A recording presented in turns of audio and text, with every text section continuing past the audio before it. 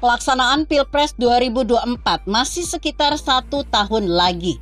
Saat ini muncul dua sosok nama dan sudah memproklamirkan diri akan maju sebagai capres, yakni Prabowo Subianto dari Gerindra dan Anies Baswedan dari Nasdem. Apakah ini sudah pasti? Tentu jawabannya belum. Anies sendiri masih bermasalah dengan partai pengusung sebab belum mencapai ambang batas 20% sebagaimana ketentuan undang-undang. Demokrat dan PKS hingga kini belum ada kata sepakat. Pasalnya, masih tarik-menarik antara AHY atau Ahmad Heriawan yang jadi cawapresnya Anies. Sementara Anies begitu yakin akan tetap maju sebagai capres 2024. Hal ini dibuktikan dengan caranya melakukan safari politik di beberapa daerah untuk menaikkan elektabilitasnya yang tetap bertahan pada urutan ketiga hasil survei. Seharusnya Anies menyelesaikan dulu partai pengusungnya. Kalau tidak, semua yang dilakukan untuk mengangkat citranya hanya sia-sia belaka. Apalagi di beberapa daerah yang dia kunjungi mendapat penolakan. Anies dikenal dengan politik identitas, di mana ayat dan mayat menjadi jualannya, seperti pada Pilgub DKI Jakarta 2017 silam. Demikian halnya dengan Prabowo. Meski sudah nyata dan jelas bahwa Gerindra sudah berkoalisi dengan PKB, masih juga belum jelas. Muhaimin Iskandar atau Caimin yang bersedia menjadi cawapresnya Prabowo belum juga dideklarasikan. Padahal kedua partai tersebut sudah memenuhi syarat PT 20%. Mari kita lihat Partai Golkar, P3 dan PAN sudah membentuk Koalisi Indonesia Bersatu atau KIB. Perkembangan terakhir di KIB menjadi pembahasan cukup alot tentang nama kandidat. Mengapa? Sebab ketiga partai tersebut punya kesepakatan saling menghargai. Artinya, penentuan nama capres dan cawapres akan diputuskan bersama oleh ketiga parpol. Sekarang tinggal PDI Perjuangan. Sudah jelas bahwa nama capres yang diusung PDI Perjuangan berada di tangan Ketua Umum, Megawati Soekarno Putri.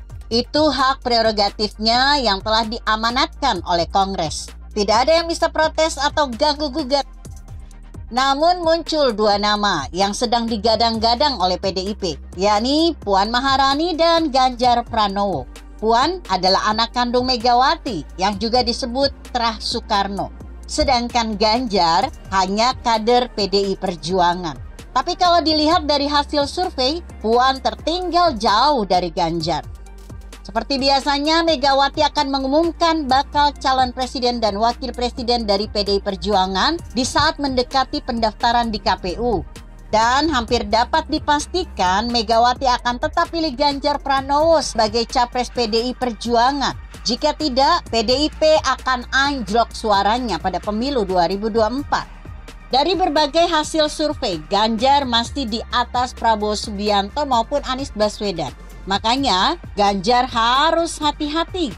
Jangan sampai akan terjadi turbulensi politik yang bisa menggoyahkan posisinya di urutan pertama hasil survei. Nah, melihat posisi ini, tentu masing-masing kandidat mulai berhitung menang, kalah, atau untung rugi. Asalkan tidak ada yang ngotot, semua partai maupun para kandidat berpikir masa depan bangsa ini. Jangan sampai keserakahan politik justru akan merusak persatuan dan kesatuan bangsa. Belajar dari Pilpres 2014 dan 2019 sungguh memprihatinkan. Istilah kampret dan cebong jadi trending kala itu. Bahkan hingga saat ini.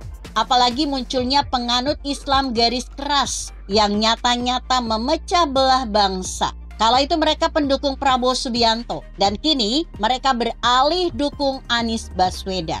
Untuk meruntuhkan keserakahan politik yang didukung oleh Islam garis keras, maka jalan satu-satunya Ganjar dan Prabowo harus dipasangkan. Sedangkan lawannya cukup calon boneka. Terserah siapa saja, mau AHY, Airlangga Hartarto, Ridwan Kamil, atau siapapun, asal bukan Anies Baswedan. Saya yakin Prabowo pasti setuju. Di mana-mana ia sering mengatakan bahwa dirinya akan mengabdi untuk bangsa dan negara, bukan kepentingan perorangan atau golongan. Kita bulatkan tekad kita demi bangsa dan negara. Demikian tegas Prabowo di hadapan pejabat eselon 1 dan 2 Kementerian Pertahanan baru-baru ini.